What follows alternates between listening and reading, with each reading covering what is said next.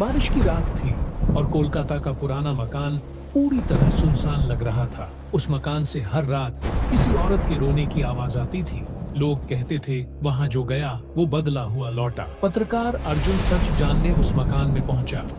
दरवाजा अपने आप चरमराते हुए खुल गया। अंदर कदम रखते ही ठंडी हवा ने उसका स्वागत किया। दीवारों पर पुरानी तस्वीरें टंगी थीं, जिनकी आंखें अर्जुन को देख रही थीं। अचानक पीछे से किसी ने धीमे से कहा, तुम भी आ गए? अर्जुन पलटा, लेकिन वहां कोई नहीं था। सीढ़ियों से किसी के चलने की आवाज आने लगी। हर कदम के साथ रोने की आवाज तेज होती गई। ऊपर के कमरे में एक लाल साड़ी लटक रही थी। साड़ी अपने आप हिलने लगी, जैसे कोई अदृश्य शरीर हो। तभी आईने में अर्जुन को एक औरत दिखी। उसके चेहरे पर आंसू थे और आंखें पूरी काली थीं।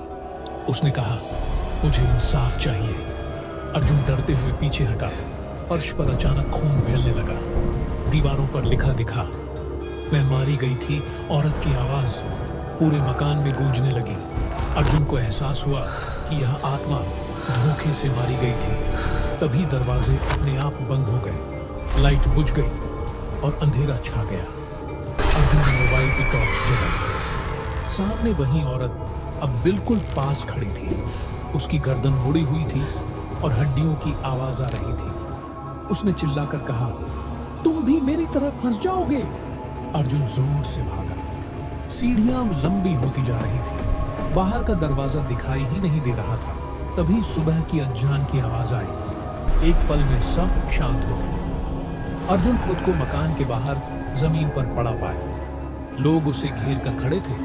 मकान अब बिल्कुल खाली था। किसी ने कहा, आज फिर? और रोई थी। अर्जुन की आंखें डर से भरी थी। उसके हाथ पर खून का निशान था। कैमरे में सिर्फ एक आवाज रिकॉर्ड हुई, सच बाहर लाओ। अर्जुन ने चैनल पर स्टोरी दिखाई। उसी रात उसके घर से भी रोने की आवाज आई। आईने में वही औरत थी। उसने मुस्कुराकर कहा, अब तुम मेरे हो। स्क्रीन काली हो जाती है। दूर से एक आहट सुनाई देती है, डर अभी खत्म नहीं हुआ।